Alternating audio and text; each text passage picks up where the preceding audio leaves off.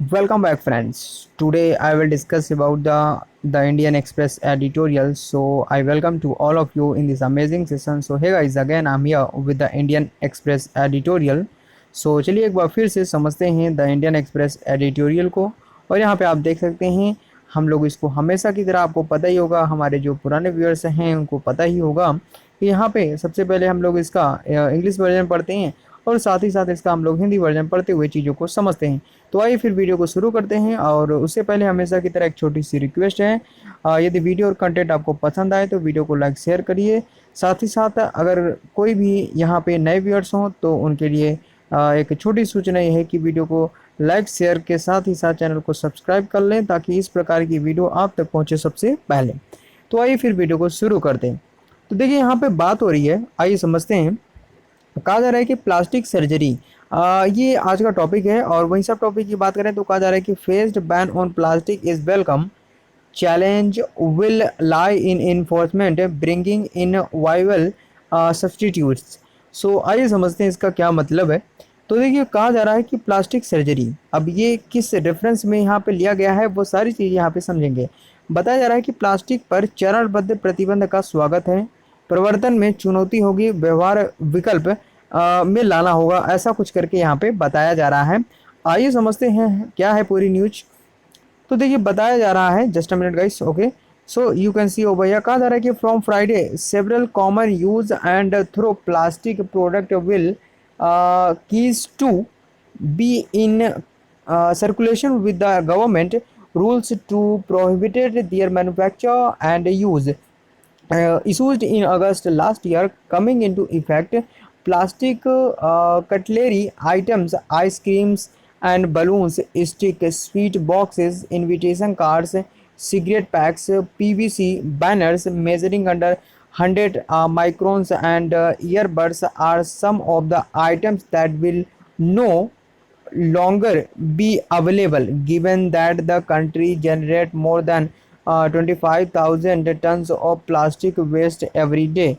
More than 40% of its stays uncollected, often choking sewage.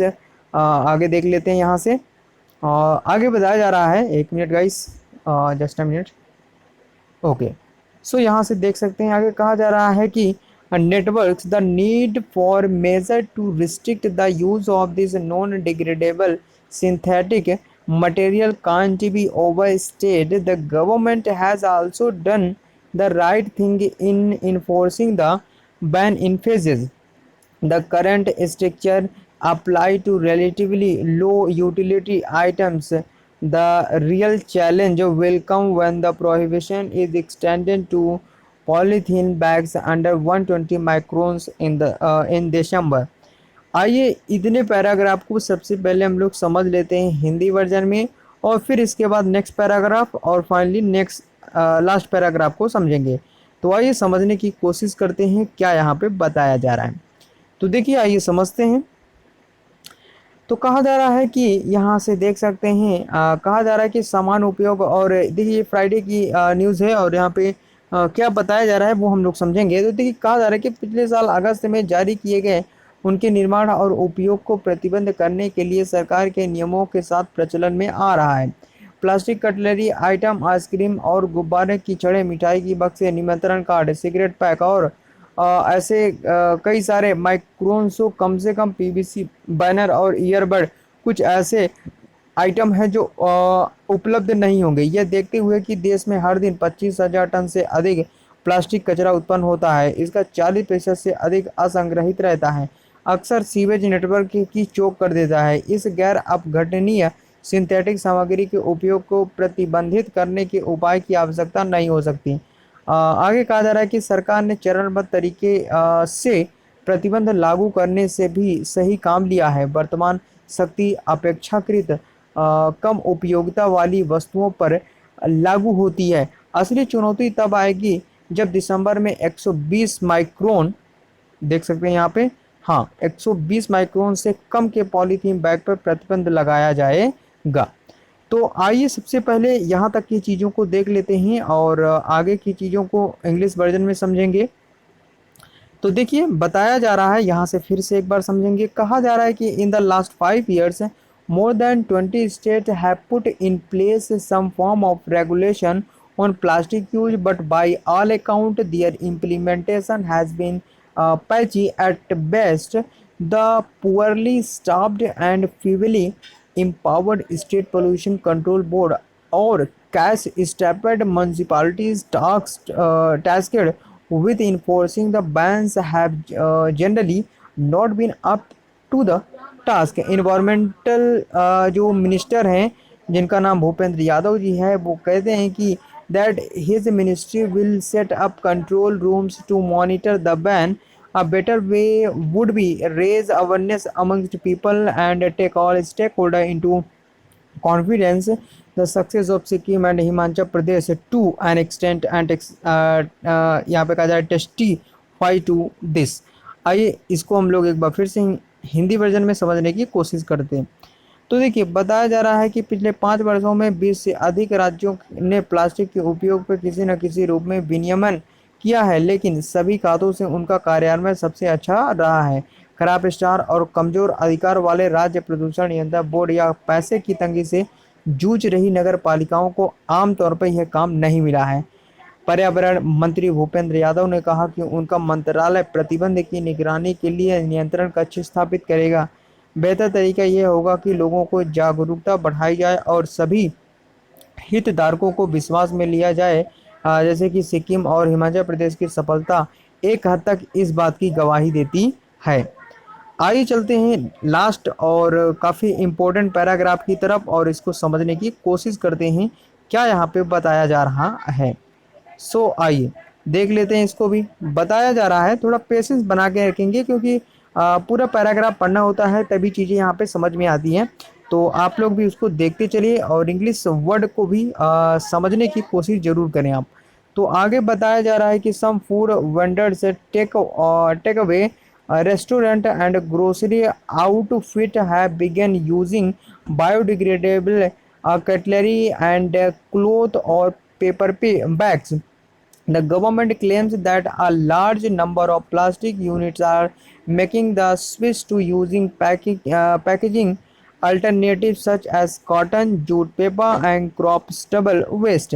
However, the alternative sector does not produce at a scale that will enable business all over the country to make the environment friendly transition. There are more than 22,000 plastic manufacturing units in the country. It will be some time before enough number are brought under the alternative segment to make a tangible difference to the packaging sector environmental footprint. And आगे कहा जा रहा है कि industry expert says कहते हैं, क्या कहते हैं, that prices a lot of the current plastic substitutes burden the retailer and the consumer. आगे की चीज़ें यहाँ से देखेंगे। कहा जा रहा है कि kilo of fabric bags for example cost R S 80 more compared. देखेंगे यहाँ से to plastic bag. The government would therefore do well to hand-hold business, especially small outfit already strained by the economic fallout of the pandemic. During the transition period, in the long run, it must join hands with industry bodies to आगे देख लेते हैं। यहाँ से देखेंगे last में लिखा हुआ है, 1 मिनट। आगे कहा जा रहा है कि industry body to facilitate R&D in viable plastic substitutes. आइए इसको देखते हैं हिंदी वर्जन में। बताया जा रहा है कि कुछ खाद्य विक्रेताओं, टेक अवे रेस्टोरेंट और किराना संगठनों ने बायोडिग्रेडेबल कटलरी और कपड़े के बैग का उपयोग करना शुरू कर दिया है। सरकार का दावा है कि बड़ी संख्या में प्लास्टिक इकाइयां जैसे कपास, जूट, कागज और फसल के ठूंठ के कचरे जैसे पैकेजिंग विकल्पों का उपयोग करने के लिए स्विच कर रही है। हालांकि वैकल्पिक क्षेत्र उस पैमाने पर उत्पादन नहीं करता जो पूरे देश में व्यवसायों को पर्यावरण के अनुकूल और परिवर्तन करने में सक्षम बनाता है। देश के लगभग 22,000 से अधिक प्लास्टिक निर्माण इकाइयाँ हैं। पैकेजिंग क्षेत्र के पर्यावरण पदचिह्न में एक वास्तविक अंतर लाने के लिए वैकल्पिक खंड के तहत पर्याप्त संख्या में लाए जाने का समय लगेगा। उद्योग के विशेषज्ञों का कहना है कि कई मौजूदा प्लास्टिक विकल्प की कीमतें खुदरा विक्रेता और उपभोक्ता पर बोझ डालती हैं। उदाहरण के लिए 1 किलोग्राम कपड़े के बैग की कीमत प्लास्टिक बैग की तुलना में 80 रुपये अधिक होती है। इसलिए सरकार संक्रमण काल के दौरान विशेष रूप से छोटे संगठनों को महामारी के आर्थिक नतीजों से पहले ही प्रभावित करने वाले व्यवसायों को संभालने के लिए अच्छा करेगी। लंबे समय में इसे व्यवहार प्लास्टिक विकल्प में अनुसंधान एवं विकास की देखेंगे लास्ट में यहाँ पे कहा जा रहा है विकास की सुविधा के लिए उद्योग निकायों के साथ हाथ मिलाना चाहिए। तो देखिए ये एक्चुअली जो पूरा एडिटोरियल था वो प्लास्टिक कहीं न कहीं बैन से रिलेटेड था कि जो भी प्लास्टिक हम डे बाय डे यूज़ कर रहे हैं वो लगभग उसकी नंबर ऑफ प्लास्टिक की जो संख्या है वो बढ़ती ही जा रही है। तो किस प्रकार उसका हम कंट्रोल कर सकते हैं? क्या सरकार यहाँ पे डिसीजन ले सकती है? क्या वो स्टेप उठा सकती है? किस प्रकार से हम जो इस प्रकार की इंडस्ट्रीज़ हैं जो इस प्रकार की चीज़ों को मैन्युफैक्चर करती हैं उनसे बात करके क्या चीज़ें नई तकनीकी लानी चाहिए जिससे इस प्रकार की प्रॉब्लम से निजात पाया जा सके। सो आज के एडिटोरियल में यही सारी चीज़ें बताई गई थी। आपके लिए इम्पोर्टेंट चीज़ ये है कि जो भी यहाँ पे इम्पोर्टेंट फैक्ट्स और डाटा प्रोवाइड किए गए हैं उनको आप अलग से नोट डाउन कर उसको मल्टीपल टाइम रिवीजन करिए और it will help you in your main exam. तो आई होप कि आपको ये सारी चीज़ें बहुत ही सिंपल और बहुत ही अच्छी तरीके से समझ में आ चुकी होगी। सो उम्मीद करता हूँ आपको ये वीडियो और कंटेंट पसंद आ रहे हों। तो चलिए वीडियो को यहीं पे एंड करेंगे और एक बार फिर से गाइस आप सभी से रिक्वेस्ट है यदि वीडियो और कंटेंट आपको पसंद आए तो वीडियो को लाइक शेयर कर साथ ही साथ चैनल को सब्सक्राइब कर बेल आइकन प्रेस को ऑन कर लें। तो चलिए फिर वीडियो को एंड करते हैं, मिलते हैं नेक्स्ट वीडियो में। So till then take care and see you. Jai Hind.